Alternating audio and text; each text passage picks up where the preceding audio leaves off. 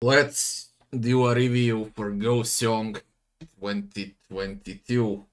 I guess the final Metroidvania of the year. Because I guess nothing else comes out. It's November 5th. What is ghostsong? Ghostsong is... First of all, ghostsong was done by only one guy, and it was in development for 10 years. 10 freaking years in development. For one guy, only one human to make this is impressive, no matter the years. Okay, and considering that, every score that I'll give for the game will go insta plus 1. Okay, if I give something 5 out of 10, it's gonna be 6 out of 10 because of that reason. Now, what is ghostsong? Ghostsong is... I can't call it old school Metroidvania because it's not. People will start comparing this to Hollow Knight, God forbid. It has nothing to do with that. It is most similar to Super Metroid, but you delete action and you play story and a lot of walking instead of it. I'll explain later what I mean by it. Ghostsong is probably the most casual Metroidvania and one of the easiest Metroidvanias that I played in my life. Story. Since the start of the game, my run lasted 10 hours. It should have been 6, not 10, but I was backtracking. I 100%ed the game.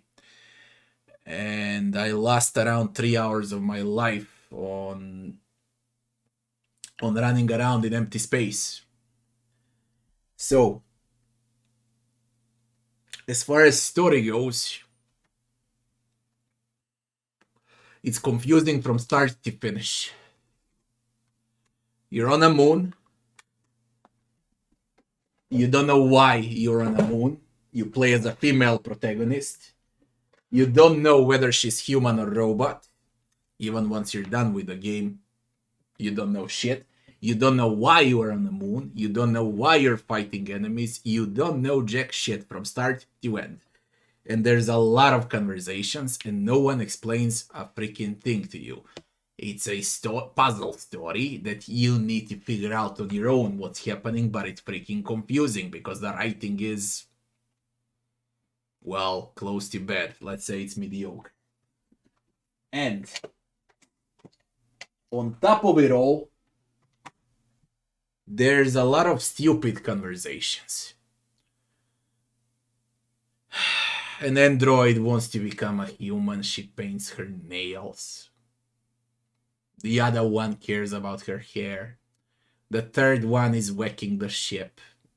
And so on and so forth. I don't see any connection to the main plot. Why am I on a moon? Who am I playing with? Why am I killing stuff? And what is my goal? There is the goal, okay, to repair their ship from those that crashed on the moon, humans that crashed on the moon, and to send them back in orbit. That's the goal. And that's the only thing I figured out. Everything else is a complete mystery. Now, how do I see this? This entire story. This is a highly depressive game. For 10 hours, I didn't put a smile on my face one single time. Highly depressive game with depressive atmosphere, depressive music, depressive, everything about it is freaking depressive. And that tells me that the developer was curing his depression while making this game. I'm more for action, for laughs. I'm also for horrors, for dark games, but not depressive games, man. This is depressive. It's like a woman in her period, alright? Mega fucking depressive. Everything about the game is. And I guess there is some connection with this story to real life, then it's transferred into a game that only developer knows what he wanted to say with the entire story. I guess it means a lot to him, but it doesn't mean shit to me. It's zero fun, man. Now, I would give it like 3 out of 10 because it was done by one guy. I said it's gonna be 4 out of 10. Bugs and optimization. 0 bugs, 0 crashes, 0 glitches, mega fast loading screens. It's gonna work on a toaster. Optimized, polished, call it how you like. It's a perfect 10 out of 10 game. And that's it. Game time. As I said, it took me 10 hours. It should have been 6. First of all, I 100%ed the game, and second, I lost a lot of time on backtrack in vain. I couldn't finish the game. I was roaming around for 3 hours because there is no explanation of how you should finish the game. They just tell you find the laboratory. And you don't have a clue where it is. You need to backtrack the entire world back. So it's debatable whether this is good game time or not. Okay, if you're lucky, if you find it immediately, you'll end the game in 6 hours. If you don't want 100%, you'll end the game in 4 hours. So it's a very short game, one of the shortest Metroidvanias also. Not one of the easiest, one of the shortest too. And for the current price, there's also 0 replay value. What's even worse, it's short, mega short, and it overstays its welcome. 3 out of 10, 4 out of 10 plus 1. I am plus 1 because it was done by one guy. Game difficulty. There are 2 difficulties to pick from. The one I played on, original difficulty, and explorer difficulty, which is an easy mod. Original difficulty is mega easy. I can't even think about explorer difficulty, and what is it? The game is brain dead. I played with one hand. Basically, 90% of the game I played with one hand. Even the boss fights, killed everything on a first attempt. I died twice, once at the beginning of the game because I rushed to the area I was not supposed to be in. Then I decided to stick on the main path, and that's it. Like, I can easily say, if I wanted to, it would be 0 deaths. Not even that one. As I said, this is like the most casual Metroidvania ever. Now, I don't see it as a positive, I see it as a negative. Brain dead AI. They're not aggressive at all. You can do whatever the hell you like. You can easily dodge. You can... Let me see if I can find something to shoot. It's like...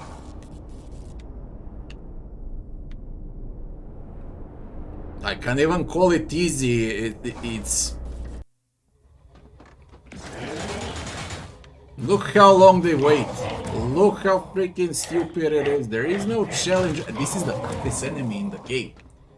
That fucking thing is the hardest enemy in the game. Yes. Everything else is easier than him. This one is the toughest. Good thing I ended up on him. And this is the toughest difficulty.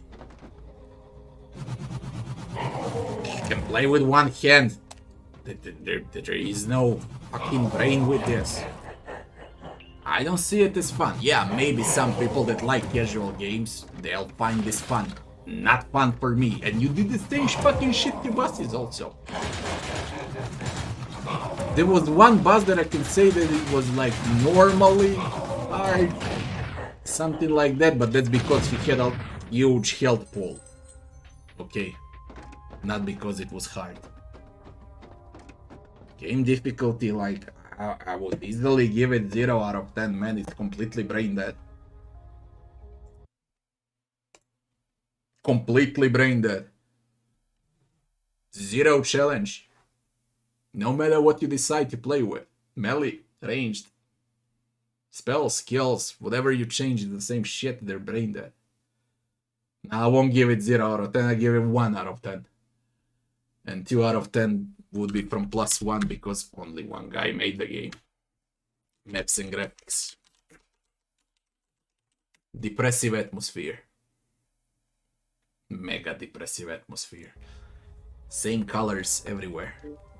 Same. Okay, for this entire map, and this is your entire map.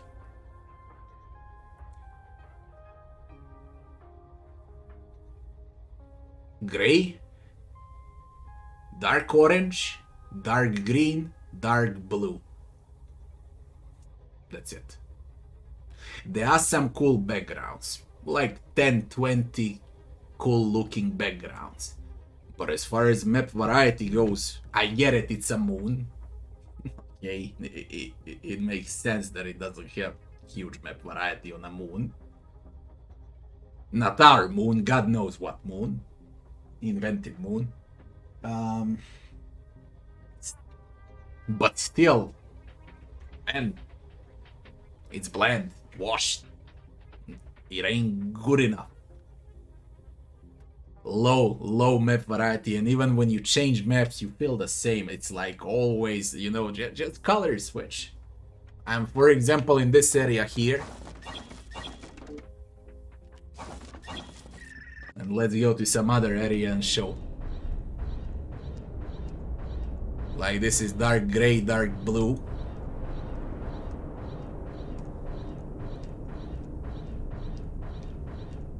Everything is lifeless, soulless.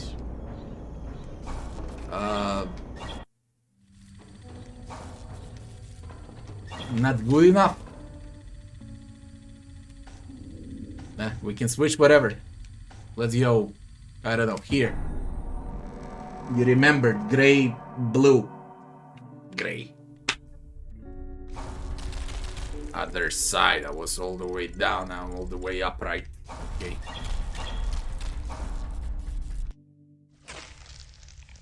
Dark purple, dark green.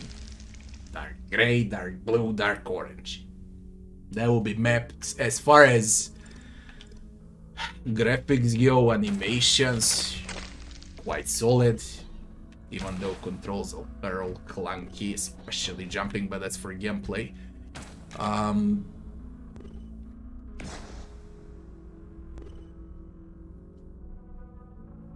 UI also very easy to navigate. Nothing much to say about it here. It ain't innovative, right? It's like casual as it can get. So we got 1 out of 10 for map variety. Could I 2 out of 10 let it be? That will be 3 out of 10. 7, 8 out of 10 for graphics and the atmosphere. 7, 8 out of 10 for UI.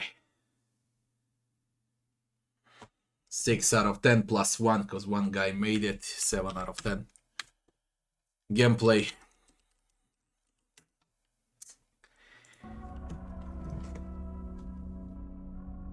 You decided to make a Metroidvania. Okay. And you clearly put Metroidvania tag when you sell the game. This ain't a pure Metroidvania. That's the first thing. Because 90% of the world map is empty. 90% of the gameplay consists out of walking, dashing, and jumping. And it's not a platformer also, it's just jump on this, then jump on this, and jumping mechanics are goddamn awful. Okay? Disgusting. Controls are clunky. Both the same for fighting, for shooting, for all.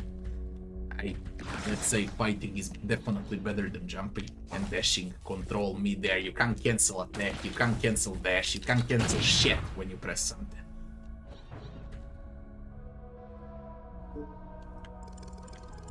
And the main point of every Metroidvania is backtracking, but this game is over the top. Okay, there were like 5 ship parts to bring, and now one ship part was here, and you're supposed to bring it on foot, because teleporting is not allowed in the game. And speaking about teleporting, there's not enough of these statues to teleport you. So that's why I spend 90% walking.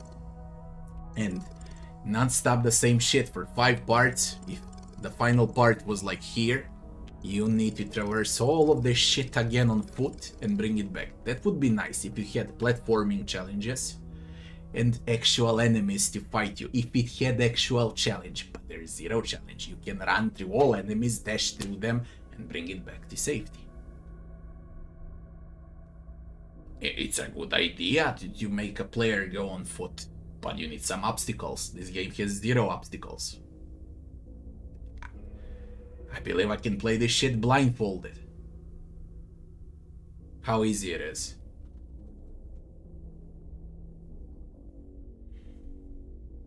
It's a story-based Metroidvania. Story is the main part, and story is fucking confusing.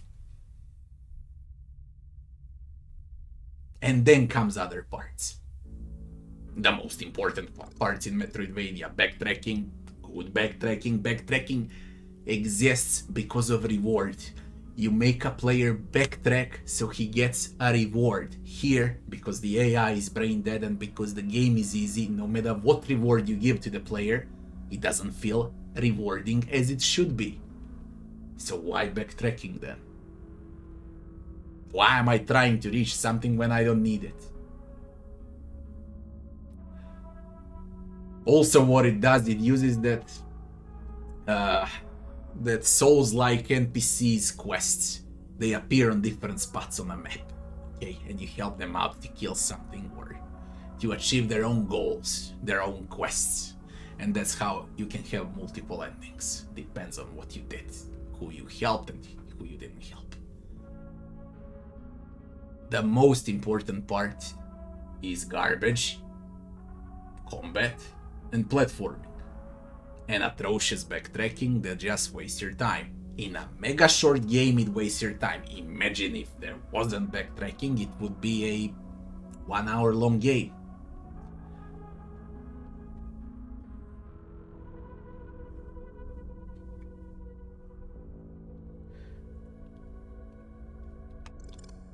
I got nothing else left to say for gameplay. 3 out of 10 plus 1, 4 out of 10.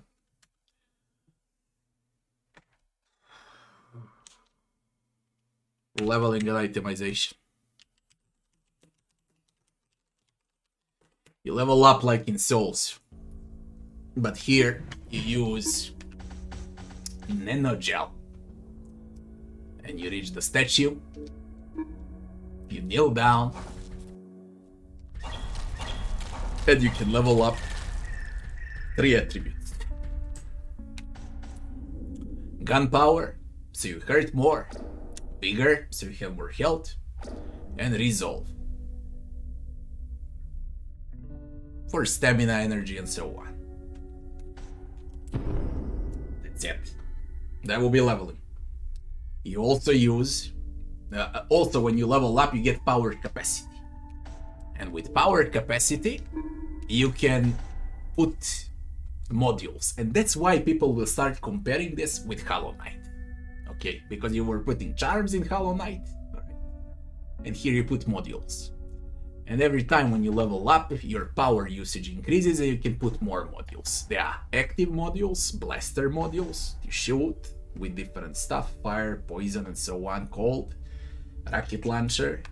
And there are double jumps over here, and reduce heat build-up so your gun doesn't overheat, and I don't know what else. All right, and basic, very basic stuff.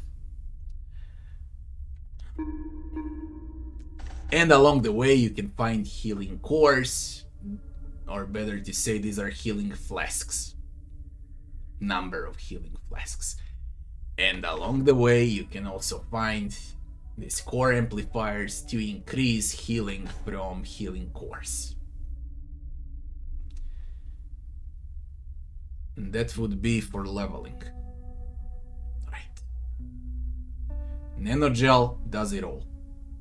The items that I missed, because I said it's 100% and it is, the items that I missed are those that you can buy. I ain't crazy enough to farm monsters so I can buy stupid modules that I don't even use, that I don't even need.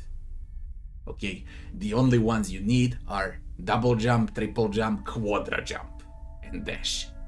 And you don't need a single mod because AI is brain dead for combat. You just need it for platforming so you can backtrack easier. So the entire idea of copy Hollow Knight leveling system falls to the ground because it doesn't change the gameplay. Now, as far as itemization goes, you can find different secondary weapons along the way. Shield, hammer, sword, or better to say this is halberd. Classic pistol, spear, a rolling shield, and that's it. Those would be all items. Right. There are attribute points that you can find. Okay, raise vigor, gunpowder, and result +1 to something. That's it. That's everything there is. Nothing else to do. Extremely simplistic, and as I said, it's the most casual Metroidvania that I played in my life, and the easiest one. Leveling and items do not impact the gameplay. So you got 0 sense of progress, 0 sense of reward, 0 sense of achievement when you actually do something in this game.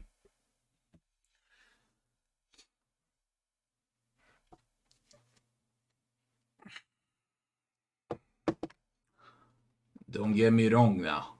I would give this game to my wife, to my mother, maybe even to my grandmother. It would be normal for them, I guess, in difficulty.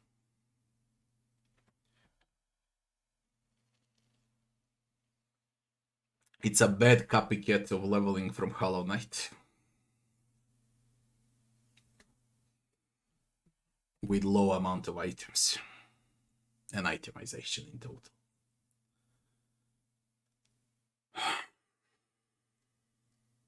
Three out of 10 plus 1, 4 out of 10. NPCs and enemies. Few NPCs in the game. Around that broken ship. 6, 7 of them or so. With mumbo jumbo talk bullshit the entire way. And your main female protagonist called Deathsuit. I started and I finished the game. I still don't know a thing about Deathsuit, if she's alive or not, if she's a bot or not. So much from NPCs. They're not memorable at all. Completely forgettable NPCs. I believe I'll forget this game in less than 3 months from now.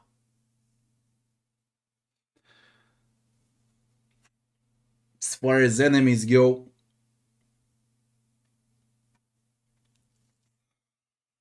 bosses are done weird. You don't feel like you're entering a boss room. Because bosses feel like classic enemies with more health. You don't feel the tension. You don't feel the challenge. I killed all of them on the first attempt with one hand. I was smoking with the other.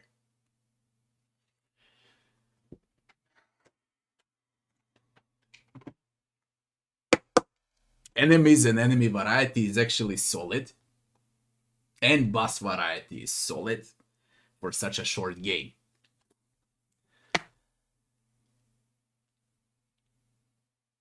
Now I don't want to count how many enemies there were.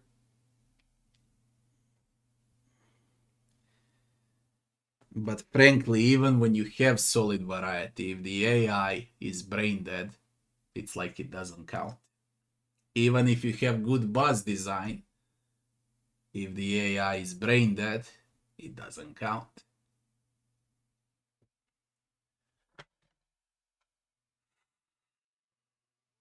Three.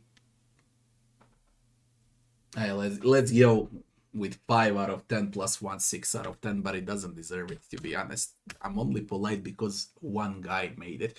If this shit was done by a full team of developers,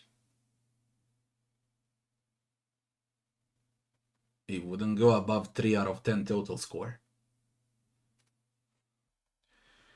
Music and sound.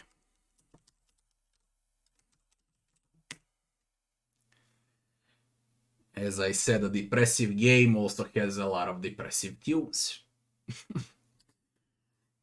And they're all similar. No matter what area you change, it's a depressive tum tum tum tum tum tum tum tum tum tum, and that sound in your head, no matter where you switch, is the same fucking sound, even though it's a different tune.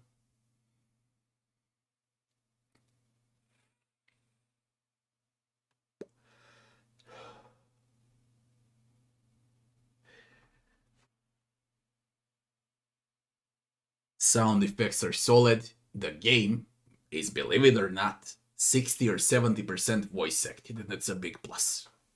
That's a huge plus. 6 out of 10 plus 1 serum out of 10 because it's voice acted. Voice acting ain't bad at all. You bet they're talking bullshit and crap. Mambo jumbo talking. Final verdict.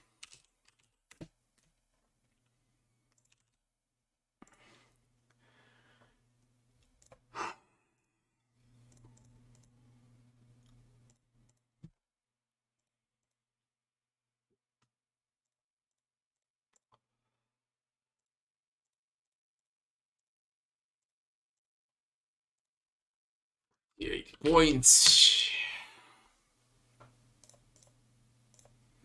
5.3 out of 10 for ghostsong. And I was even generous with it. As I said, if team of developers did this game, I wouldn't go above 3 out of 10. Because one guy made it. This is 5.3 out of 10, slightly above mediocre. In reality, it's more bad than mediocre. Now, to put it up short and why I think like it. Okay. It's the easiest Metroidvania ever. One of the most confusing Metroidvanias ever. One of the shortest Metroidvanias ever. Brain dead AI. Clunky controls, clunky jumping, clunky dashing. Empty. Even though it's short, it's empty. It's a walking simulator. And top of it all, let's say I don't mind all of those things that I said that are wrong, completely wrong. It's a highly depressive game.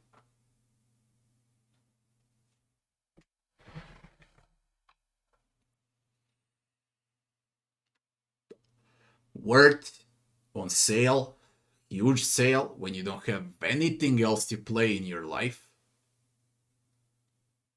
For like $3, $5 tops. That's it.